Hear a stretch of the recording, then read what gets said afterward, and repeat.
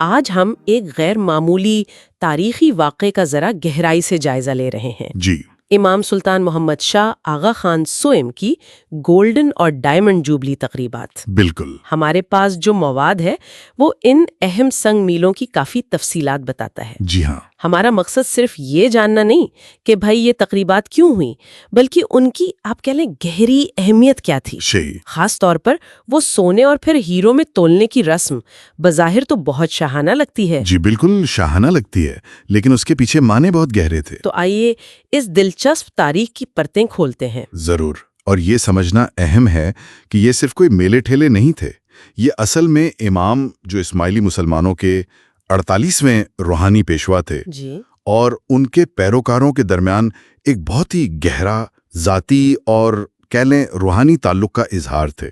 اچھا، تو امام سلطان محمد شاہ وہ 1885 میں مسند امامت پر آئے تھے؟ جی 1885 میں۔ تو 1935 تک مطلب 50 سال ہو چکے تھے ان کو امامت سنبھالے۔ 50 سال ایک لمبا عرصہ۔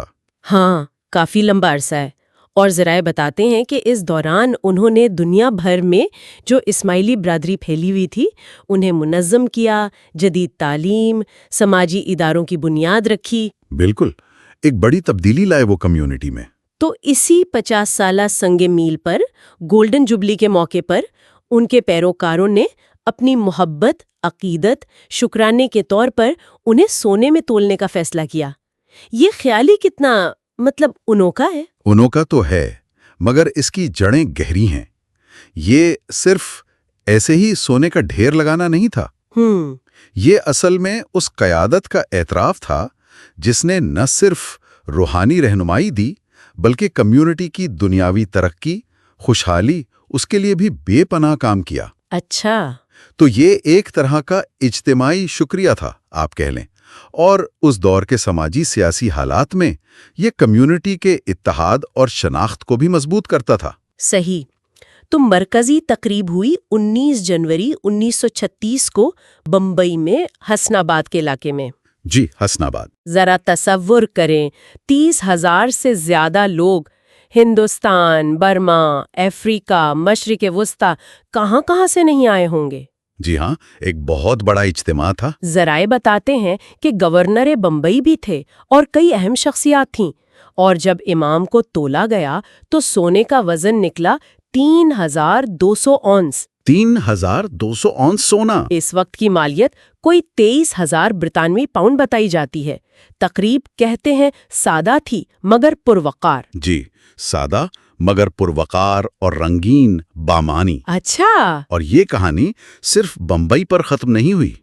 نہیں، اگلے ہی سال 1 مارچ 1937 کو نیروبی، کینیا میں بھی ایسی ہی گولڈن جوبلی تقریب ہوئی۔ اچھا، افریقہ میں بھی؟ جی، وہاں مشرقی افریقہ سے ہزاروں پیروکار جمع ہوئے۔ لیکن سب سے اہم اور دلچسپ بات یہ ہے، دونوں موقعوں پر جی امام نے یہ سارا سونا کمیونٹی کو واپس عطا کر دیا۔ اچھا، یہ واقعی بہت اہم نکتہ ہے۔ مطلب یہ دولت ذاتی استعمال کے لیے نہیں تھی؟ بالکل نہیں۔ اس واپسی کا کیا مطلب تھا پھر؟ دیکھیے، یہ واپسی اس بات کی علامت تھی کہ امام کی نظر میں یہ وسائل کمیونٹی کی امانت ہیں، ان کا ذاتی مال نہیں۔ اور اس سونے کو بعد میں کمیونٹی کے مختلف سماجی، تعلیمی، معاشی ترقی کے منصوبوں کے لیے استعمال کیا گیا۔ مثلاً کوآپریٹو سوسائٹیز بنی، انشورنس کمپنیاں قائم ہوئیں، بچوں کے لیے تعلیمی وظائف، صحت کے ادارے بنے۔ تو وہ جو علامتی عمل تھا نا سونے میں تولنے کا، جی وہ دراصل کمیونٹی کی عملی ترقی کا ذریعہ بن گیا۔ زبردست۔ تو 50 سال پر سونا، یہ تو اپنے آپ میں بہت بڑی بات تھی۔ پھر 10 سال بعد 1946 میں امامت کے 60 سال مکمل ہونے پر ڈائمنڈ جوبلی منائی گئی۔ جی، ڈائمنڈ جوبلی۔ اس موقع پر تو انہیں ہیروں میں تولا گیا۔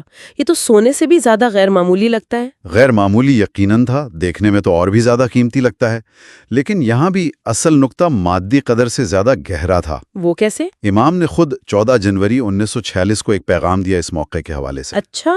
انہوں نے فرمایا کہ یہ موقع ہر پیروکار کے لیے، ہر روحانی فرزند کے لیے اسماعیلی عقیدے کی تاریخ، اس کی تعلیمات، اس کے روحانی جوہر کو پہلے سے بہتر طور پر سمجھنے، اس پر عمل کرنے اور اسے اپنی زندگی میں زندہ رکھنے کا نقطۂ آغاز ہونا چاہیے۔ اوہ، یعنی ہیروں میں تولنے کا عمل تو ایک ظاہری علامت تھی، لیکن امام کی توجہ اصل میں روحانی بیداری اور ذاتی ذمہ داری پر تھی۔ بالکل بالکل، انہوں نے اس موقع کو صرف جشن سے بڑھ کر ایک روحانی تجدید، اتحاد اور اپنی ذمہ داریوں کو سمجھنے کی دعوت بنا دیا۔ صحیح۔ ہیروں میں وزن کرنا وہ پیروکاروں کی گہری عقیدت کا اظہار تو تھا ہی، لیکن امام کا پیغام یہ تھا کہ بھئی اصل قدر ان تعلیمات میں ہے جو نسل در نسل منتقل ہوتی ہیں۔ اور وہ ہیرے، ان کا کیا ہوا؟ ان ہیروں سے حاصل ہونے والی دولت کو بھی بالکل سونے کی طرح کمیونٹی کی فلاح و بہبود کے لیے ہی استعمال کیا گیا، تعلیمی اور معاشی منصوبوں میں لگایا گیا۔ اور خاص طور پر کراچی میں جو تقریب ہوئی 3 فروری 1954 کو، وہ تو ایک سنگ میل تھی۔ اس کے لیے آپ سوچیں، خاص اسٹیڈیم بنایا گیا تھا۔ او واہ! اور اندازہ ہے کہ کوئی 60,000 لوگ وہاں جمع تھے۔ تقریب کا آغاز بھی تلاوت قرآن پاک سے ہوا۔ اچھا، آپ نے وہ تولنے کی رسم کا ذکر کیا تو یقیناً وہ کمیونٹی کی گہری عقیدت، ان کی وابستگی، اس کا ایک اظہار تو تھی ہی۔ جی جی۔ لیکن یہاں جو غیر معمولی بات تھی اور بہت اہم، وہ یہ کہ اس سے جو بھی وہ خطیر رقم حاصل ہوئی وہ امام کے ذاتی استعمال میں نہیں آئی۔ یہ بڑی اہم بات ہے۔ جی، یہ اس وقت کے حساب سے آپ دیکھیں ایک بالکل مختلف سوچ تھی کہ جشن سے اتنی بڑی رقم آئے اور وہ کسی یادگار پر نہیں بلکہ مکمل طور پر کمیونٹی کے مستقبل پر لگائی جائے۔ یعنی عملی طور پر۔ بالکل عملی طور پر، خاص طور پر تعلیم، صحت، رہائش جیسے سماجی اور معاشی منصوبوں ہیں، آپ کہہ لیں بنیادی ڈھانچے میں۔ اور یہ صرف اس وقت کی بات نہیں تھی، اس کا اثر تو کئی دہائیوں بعد بھی محسوس کیا جا رہا تھا، ہے نا؟ مجھے یاد آ رہا ہے شہزادہ صدر الدین آغا خان نے غالباً 1977 میں دی ٹائمز میں ایک مضمون لکھا تھا۔ جی، لکھا تھا۔ انہوں نے خاص طور پر اس بات پر روشنی ڈالی کہ ان کے والد کی جو تعلیمی پالیسیاں تھیں ان کا نتیجہ کتنا واضح تھا، ایک پڑھی لکھی اسماعیلی کمیونٹی جس میں مرد اور خواتین دونوں شامل تھے۔ ہاں، یہ بہت اہم نکتہ تھا۔ اور انہوں نے خاص طور پر یہ بھی ذکر کیا کہ ان خواتین میں وہ بھی شامل تھیں جنہوں نے آپ کہہ لیں سب سے پہلے پردہ ترک کیا اور تعلیم کے میدان میں آگے آئیں۔ بالکل۔ تو یہ واقعی دلچسپ ہے کہ کس طرح وہ جوبلی فنڈز، ان کا جو دانشمندانہ استعمال تھا، اس نے ان سب ترقیاتی منصوبوں کو ممکن بنایا۔ یہ ایک نہایت اہم نکتہ ہے جو آپ نے اٹھایا۔